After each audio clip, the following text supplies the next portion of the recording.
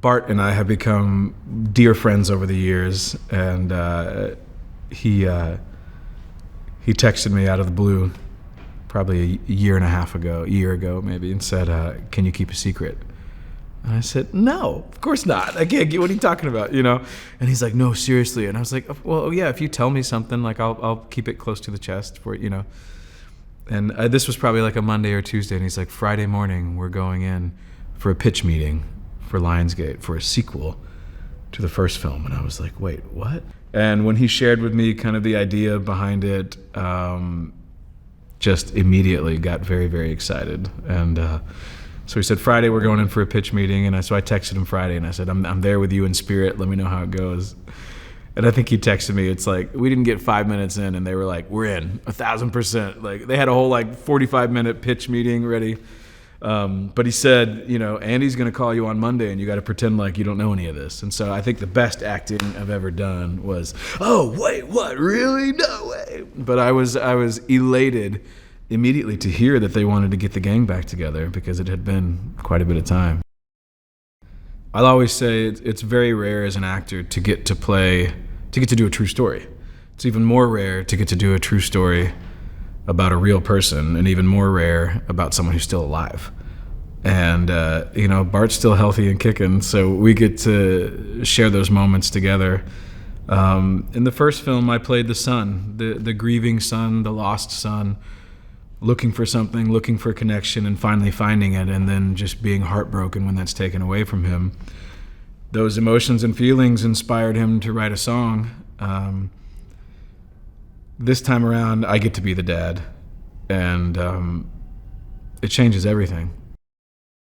The band is doing great, but Imagine was written, 15 years ago, and they're looking for their next hit, and things are a little stale. They're all struggling. They've all got kids, they've all got families, and so I think that jump forward is going to be really powerful, where we're going to see Bart step into the middle-aged dad shoes and really, really weighed down by the burdens of past trauma, current trauma, and really trying to figure out whatever we want to call it, his mental health, and I'm just excited for people to see what we've been working on. Some really powerful stuff. Tim is homicidally optimistic, is what I like to call it. Just one of those people that just waterboards you with kindness and encouragement to a point where you're almost like, what's the catch? You're not skeptical, but you're kind of you're so not used to that these days, or maybe ever.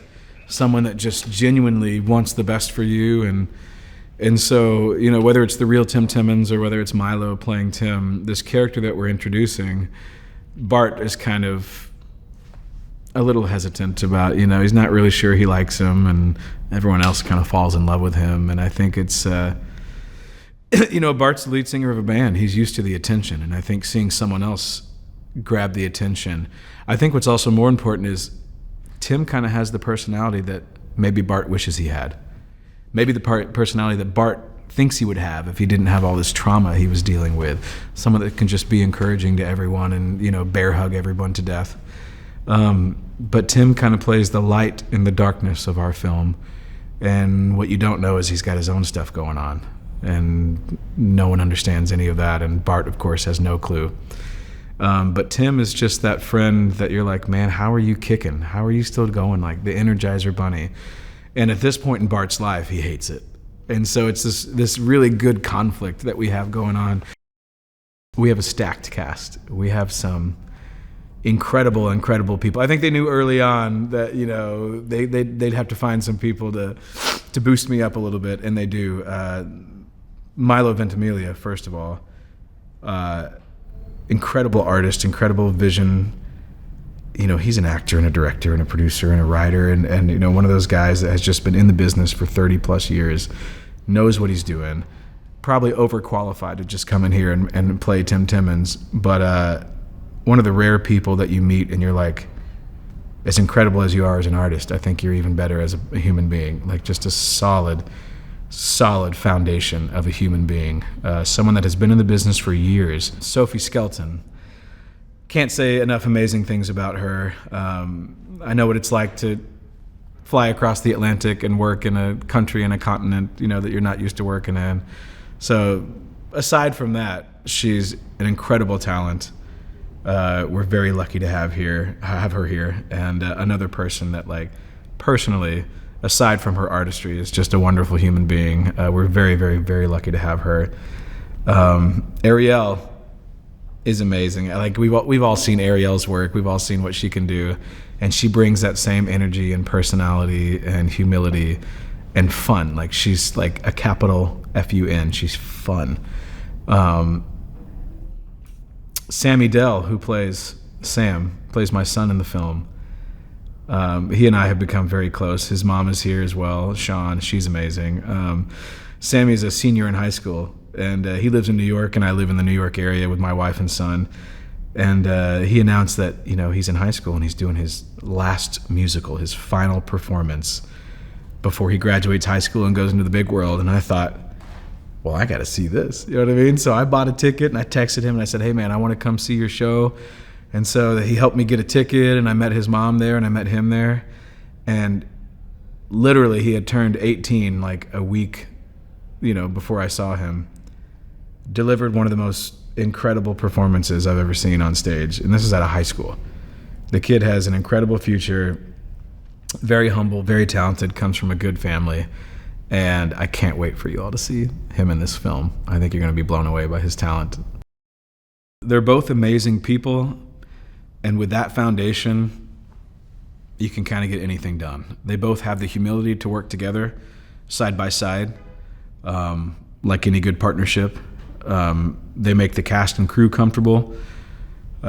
So I only have good things to say. I love them personally and professionally. I trust them personally and professionally.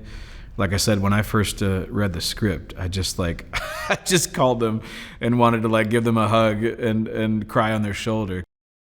In the first film, Trace was incredible. And I've been telling people this for 8.5 years, a lot of people in that film were amazing. I think I had the most fun with Trace. Trace is, he can be intimidating at first, but, it doesn't take long for you to realize that he's just a big teddy bear if you get him his coffee and you say the right things. Trace was crucial in the first film as the character of Brickle of providing that father figure that Bart never really felt like he had.